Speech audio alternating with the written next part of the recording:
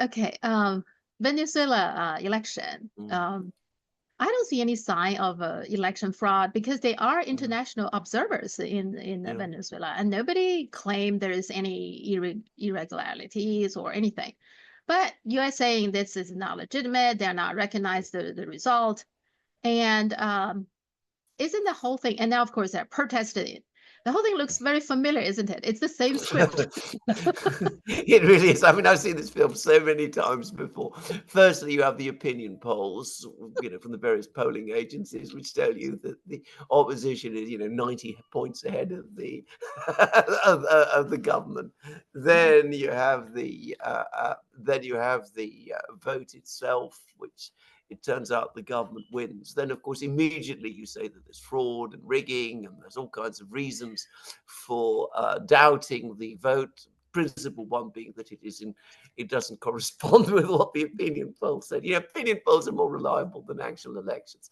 Then there's a fact about the fact that there was it took 6 hours for some of the results to be released. Of course, in the United States, it can take 2 or 3 weeks for results to be released, and that's not something that concerns us at all. But in Venezuela, if it's 6 hours, this is major crisis. And then, of course, governments around the world, America, the United States, other governments say, "Oh, this is very concerning." They're all friends of the United States. All the Latin American countries are friends of the United States. You can see that this has all been organized or agreed upon in advance.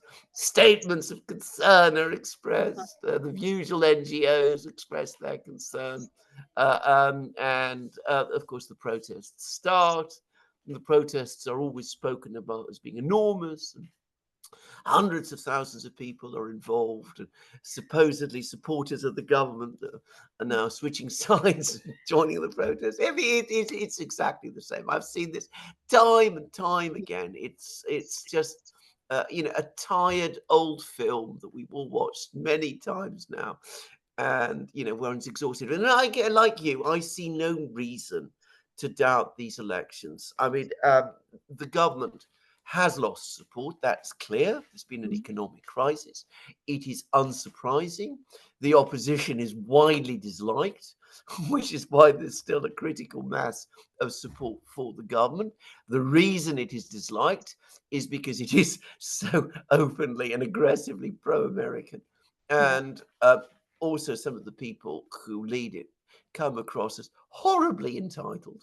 And the result is a result which I would have said was pretty much in line with expectations, what one would expect to see in an election in Venezuela at this time.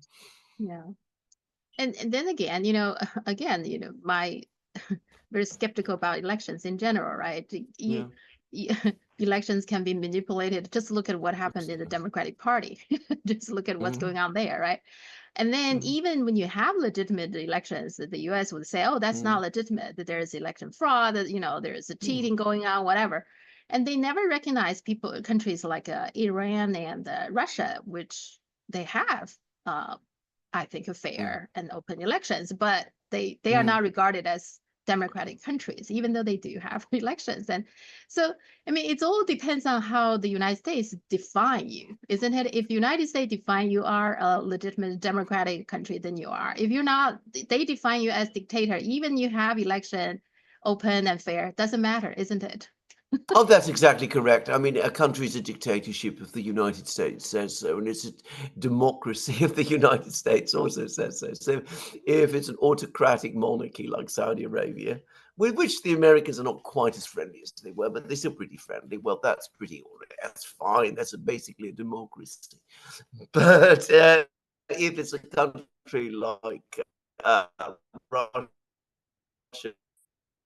or Iran, well, that must be a dictatorship because the people there always vote the wrong way. So that must mean that it's a dictatorship too.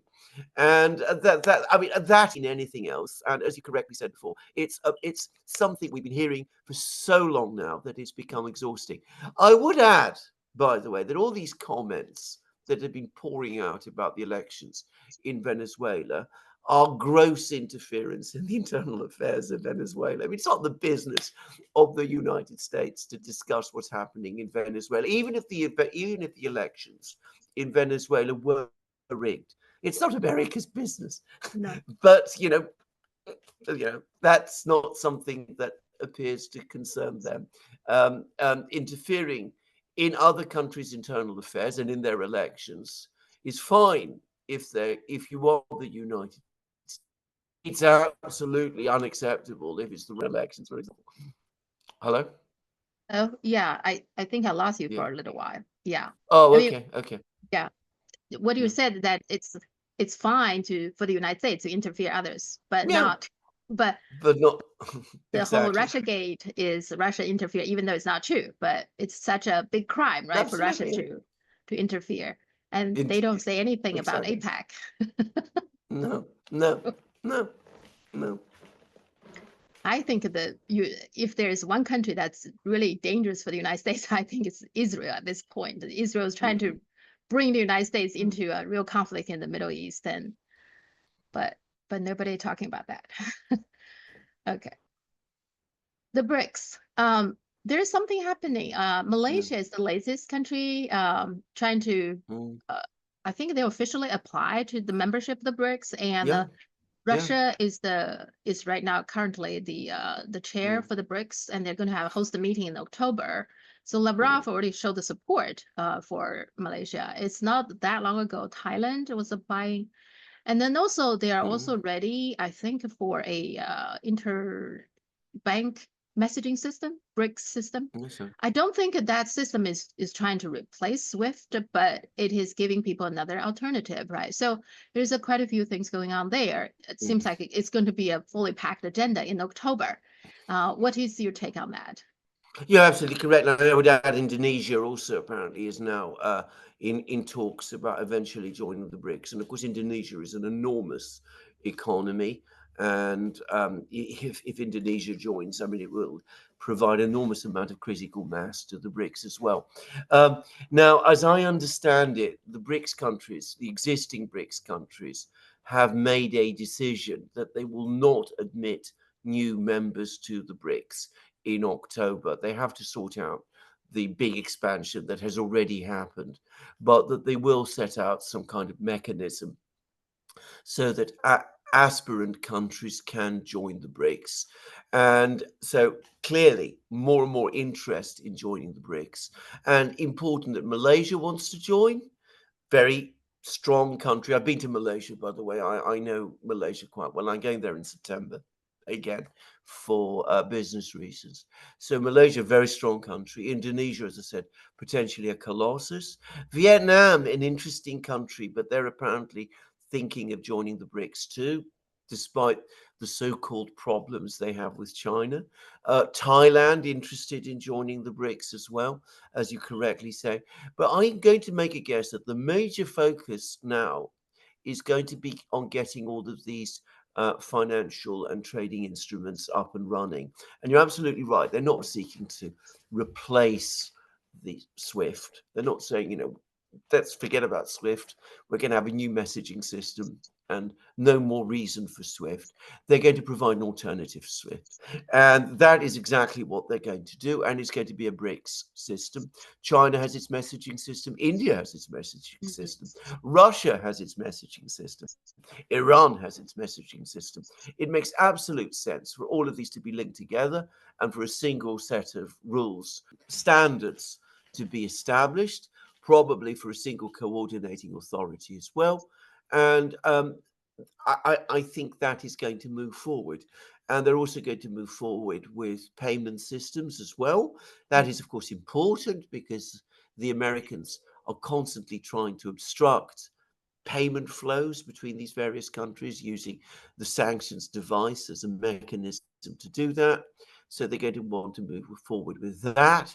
And they're going to also want to proceed to develop the financial institutions, the BRICS Bank and the others.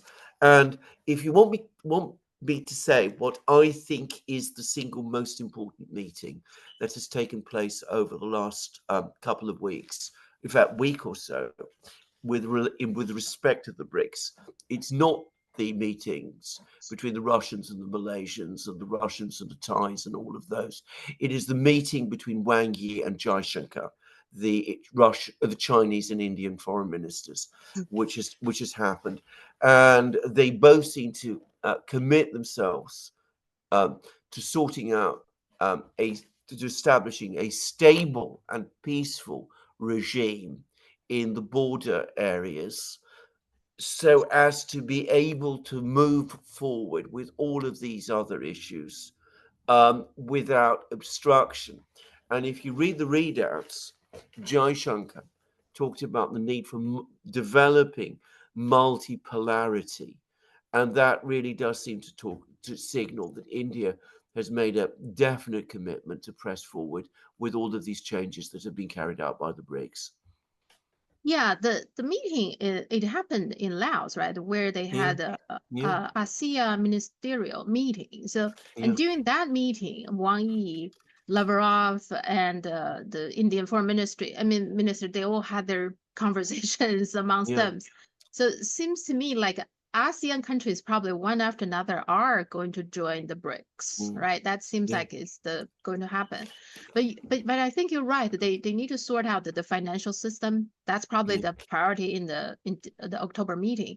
Because one more thing is they also discuss a gold-backed currency. It's also mm, in the discussion. So these mm, things need to sort out, and then also have a process. I guess what you're saying, for countries to continue yeah. for new countries to join. So now we figure out their agenda, their October agenda.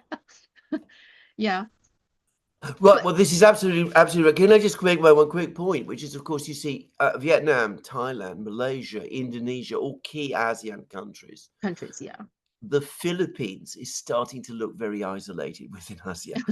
yeah. Just say.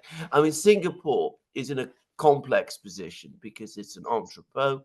It Mhm. probably wouldn't want to join BRICS, and it makes logical sense why it would not want to. Mhm. But I don't think Singapore instinctively is hostile to China. No. Basically, I No. mean, they want to keep.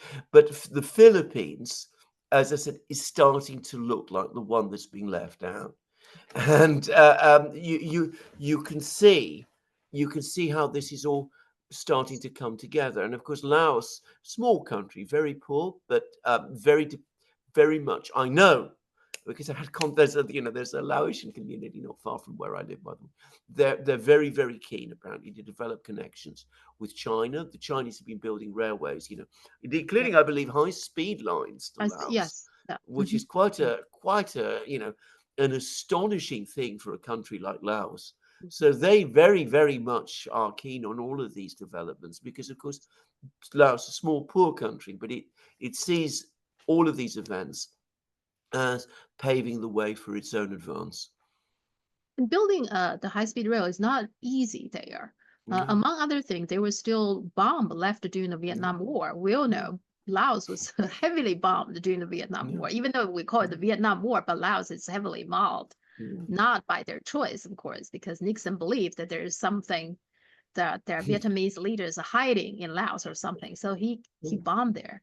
So there yeah, is still a lot of bombs that are hiding in different places. They're very dangerous, yeah. And nobody talking about that. I mean, there's no, not, even though no, it's pretty devastating for the people yeah, there, right? mm, And exactly.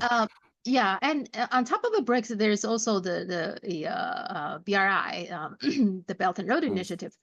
Now, Giorgia Meloni, the Italian prime minister, visited China, right? Um, First of all, I don't know if you have the feeling, the netizens in China just observed it, that she got the red carpet treatment, and she brought her daughter, and that they have all kinds of culture things. They really give mm, her a really VIP treatment. And she seems very relaxed. There's pictures showing that when she's in yeah. China, different place, she's always smiling and laughing and having a good time. Versus when she was in the NATO meeting, with the G7 meetings, she seems always very tense. Is that your feeling, first of all? This is exactly right. I wasn't just tense. She was furious. She looked absolutely furious most of the time, and apparently she doesn't like Biden. She doesn't like Macron. In fact, apparently the two loathe each other. Yeah, you're absolutely correct. Now, I think Meloni made a major mistake when she became prime minister. I mean, fairly inexperienced. I mean, she's, risen very fast, very far. She made a major mistake when she took Italy out of the BRI. And I think she now understands that this is a major mistake. Again, Italy's my part of the world. I mean, I'm of Greek nationality. Italy is the big giant in the Mediterranean.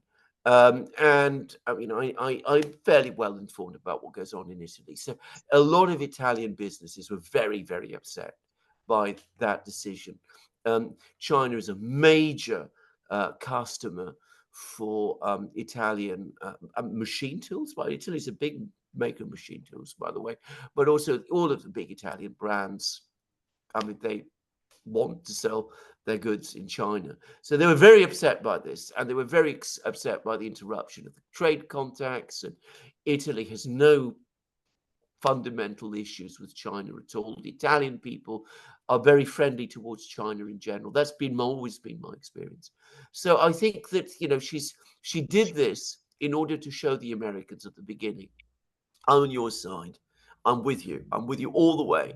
And now I think she's understood that she chose the setting sun over the rising one. Yeah, and and that's they also signed an agreement, right? A 3-year plan, it's called. Yeah. Now, if you read the detail, it's almost like that Italy is going back to the Belt and Yeah. Road Initiative without clearly stating that they're going back. Yeah. Is that what it is? It's a Well, 3-year. that is exactly what it is. I mean, it'd be very embarrassing to rejoin after she left. Yeah. And she doesn't have the political authority to do that. But that is essentially what she's doing. It's a major win for China, by the way, I should say. Mhm. Yeah. And also, I think Maloney is interesting. Also, Italy seems like they're going to restore the relationship with Syria, which Yeah. also would be the first country in the G7 to do that. So it seems to me like Maloney is charter a more independent policy, foreign Yes. policy now, Yes. to compare with other G7 countries, right? She's also apparently categorically refused to allow Italian weapons to be used by the Ukrainians to attack positions inside Russia, where she's already made a distinction. She's distanced herself from the other NATO countries on this. So yes, she is taking a much more independent line. I think she's becoming more confident. I think she's now met these other leaders, and I think she's not impressed by them at Yeah. all. And I think that gradually she's as she's gained confidence, as she's gained experience, she's starting to shift ground. I think there is another factor at play, which is that Italy's economic position continues to be very precarious. Italy has very, very high debts. She's been able to benefit over what was in effect a debt moratorium that had already been negotiated before she became prime minister. Um, um, Italy continues to receive support from the European Central Bank. Probably all of that is coming to an end. Mhm. There are, I know, concerns in Italy that next year is going to be economically a lot more difficult. So, given that there's not going to be much help from Europe, Germany's once more falling into recession. France is in chaos.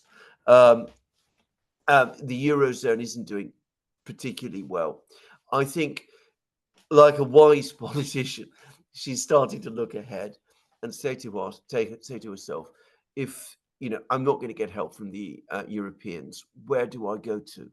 Well, I go to the other people, the only people who can perhaps provide meaningful help, who are the Chinese. China.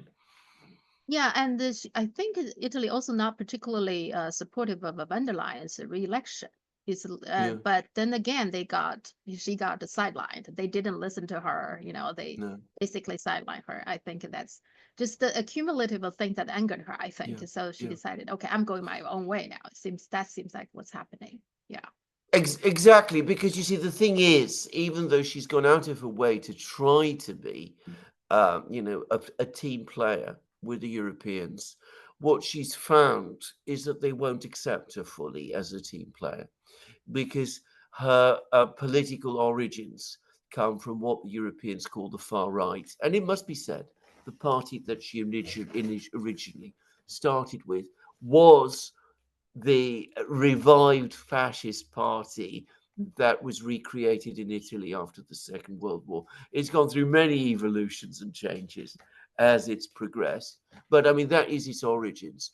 And of course, given that we are living in Europe under the spectre of the advance of the so-called far right, the very fact that she originates from that world makes her suspect in many people's eyes in Europe, and she will never be fully accepted. And I think she's gradually come to understand that, regardless of what she does, regardless of what she says.